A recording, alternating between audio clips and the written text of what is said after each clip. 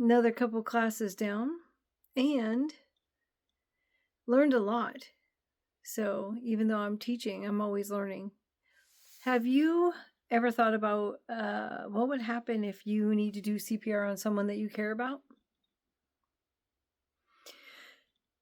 One of the gifts that I have for teaching these classes is I get to hear the stories later on. So when students come back and they tell me about what they've done in their life, the chances they've had to perform CPR, and especially on people that they love.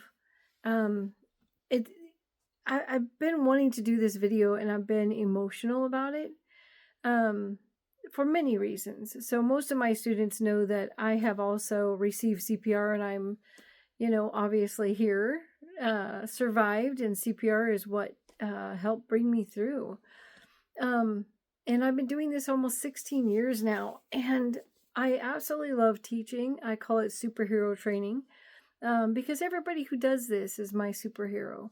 Everybody who shows up and learns the skills and really invest their time and their money and their knowledge and learning this stuff means the world to me. I get to be alive because of that. And what makes me so emotional is every year I get several stories of students who've been taking my class for a while or who took my class even just once. And then they say, then I ended up at home and ended up doing CPR on a loved one. And it's just profound to me how many people have saved lives because of what they've learned. And they were willing and able to implement that into a real life situation.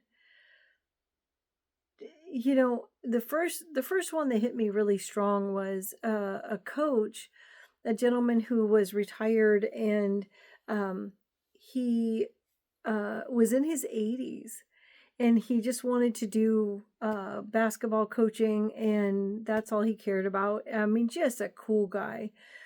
And he came back to me like 3 months after taking my class. And first I'll have to say, when he was in my class, he did the adult CPR great. And then when it got to the child CPR, he kept struggling. And I was like, hey, buddy, what's going on? And so I just said, hey, I can't pass you. I need to keep you after class. And if you're willing to work with me. So we did. And it was an emotional block.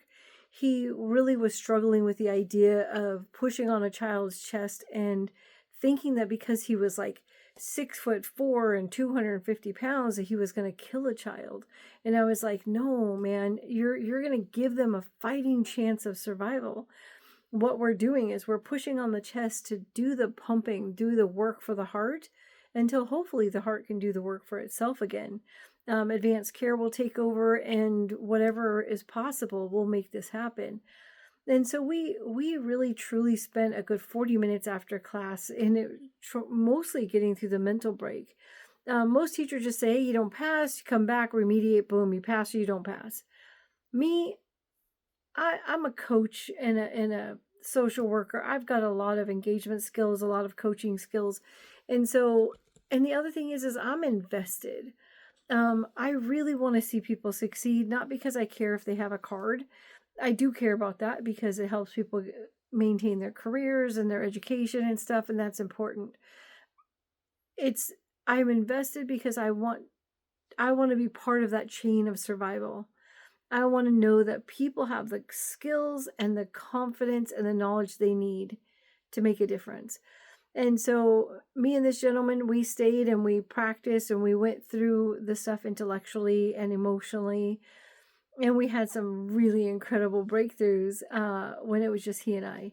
And finally, before he left, he was like, okay, if I ever need to do it, I'm ready. I'm going to do it.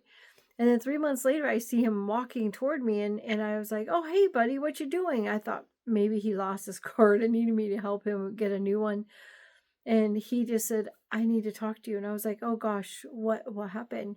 And he told me, he said he was coaching a basketball game of these young men. And he said a 13-year-old boy wasn't looking right, and he said he remembered what I said about how children in respiratory distress will be like, no, no, I'm good, because they don't want to ruin it for the rest of the team. They want to tough it out because they want to make sure everybody's still playing and having fun and doing what they're got to do. And he said, hey, he calls the kid, he goes, come in, and the kid's like, coming toward him slowly, like you could tell. He said you could tell the kid didn't want to be called off the court. But he's calling the kid, and the kid collapsed. And he goes out to the guy, and he said the other thing happened that I told him would happen. He yelled for help, and even though he knew many of the parents in the audience were nurses and doctors and whatnot, nobody came to the floor. Nobody came out to the basketball court. Nobody came to help. He said, it's just like you said. When somebody's in cardiac arrest, especially a child, most people are going to refuse to help. And he said, I realized it was just me. And so I had somebody calling 911 and getting the AED, and I just kept doing CPR on this little guy. And he said, I was there for over 15 minutes by myself with nobody coming to help me. And he said, I just kept remembering, it's better to go a little too deep than not deep enough. It's better to just keep going. It's better to keep going. It's better to keep going. And he said, I was on that floor doing CPR on that little guy all that time. And I was like, oh my gosh, and I'm scared to ask, did the young man make it? And he smiles and he goes, you know what? We got a game next week and that guy gets to come play. And I was like, oh, thank God, I was so grateful that, this kiddo gets to survive, and that my student showed up and did everything that was necessary. And God, what an incredible situation. And then and I have many, many other stories, all kinds of stuff in between. And one of my more recent stories is I got an email from a guy who told me that a couple years back, he took my class and didn't know if he'd ever use the skills or whatever, but he took it and then decided not to go into the medical career, medical field or whatever. But he had a pregnant wife at the time of the class or something. And then a few months later, his little guy was a couple months old and stopped breathing, and he was able to go in and do CPR while his wife called 911, and he maintained CPR until EMS showed up.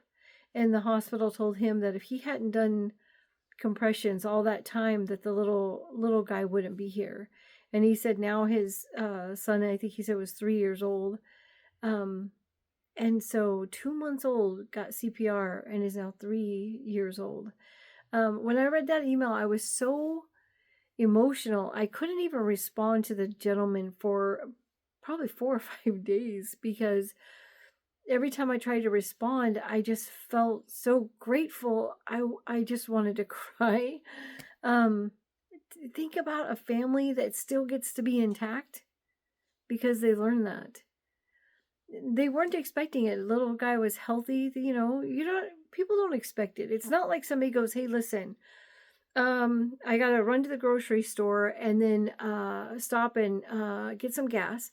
And then I'm going to get home, and at 2:15, I'm going to go into cardiac arrest. So I want my family to be prepared to be ready for that. We don't do it like that. Or, hey, after I get groceries, I'm going to go ahead and go into cardiac arrest. Or I'm going to go to work this morning, and when I get out of my car to walk into the building, I'm just going to go into cardiac arrest. I'll see you guys later, I hope. Hopefully somebody will do CPR. Like, life doesn't work that way. It's not Hollywood. We don't have a schedule.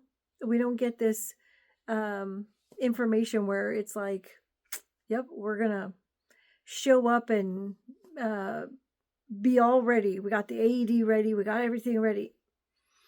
Most people, when they go into cardiac arrest, it's not in the hospital. You don't say, hey, buddy, I'm not feeling good. I'm heading to the hospital in case they go into cardiac arrest. Most people who feel yucky, they think maybe they got the flu. They might have a heartburn. They might just be tired because life has been heavy. Maybe they have a lot of stress going on. Blood pressure's a little high, whatever. But they're not thinking, I'm not having normal sickness like the colds or the flus or whatever. They're not, no one's going, this is probably something life-threatening going on. I've received CPR. I can tell you that it's not normal that we think, hey, yeah, this is my day. I mean, we might, but most of the time, no. And so I just wanted to reach out and say, for everybody who shows up and learns CPR, whether you ever have to use it or not, you're my hero. The fact that you would invest your time and your money to show up and make a difference in the world, or take a chance to make a difference in the world, that's freaking heroic. That's incredible. Almost 80% of the time people do CPR, it's in their own circle of people. It's in your own home, your friends, your family, your neighbors, sometimes your coworkers. And the fact that you have the skills and the knowledge to do it, that's incredible.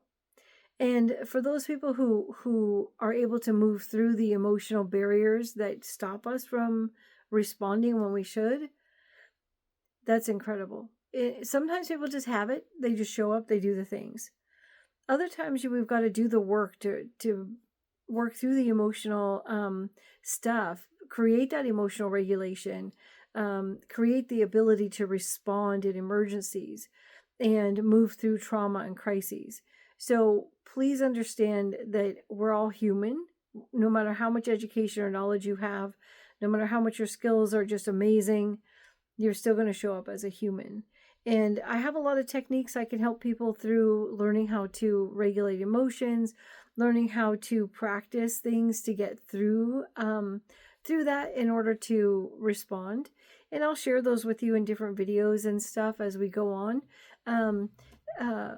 But I just wanted to shout out to everybody who shows up, learns the skills, does everything that they need to do to be part of the chain of survival. You are my heroes, and there are many lives out there that get to experience the ups and downs, the joys, everything that life has to bring. They still get to experience it because someone showed up and made a difference. And there are times in my life where I feel tired, and I think, gosh, I just feel tired sometimes. And then I think I got students enrolled, and I just want to come in and see all these superheroes sitting in my classroom. And that gives me purpose. Yeah, you guys give me purpose. You inspire me to continue. And I appreciate you. I look forward to hearing your stories. Please like this video if you like it, and comment. What I would love to hear in the comments is, have you performed CPR? How did that go for you? Have you had a class? Have you had a class recently? When was the last time you had a CPR class? I specifically teach American Heart Association courses, my favorite. I'm a big fan of American Heart. So have you had an official American Heart Association course? And,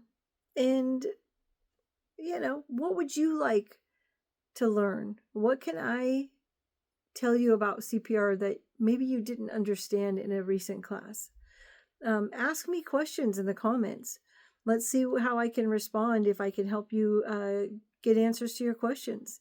And if you need a class, I'm in Salem, Oregon, so, find me here and let's get you trained. But in the comments, please just share your experiences in classes. Was it great?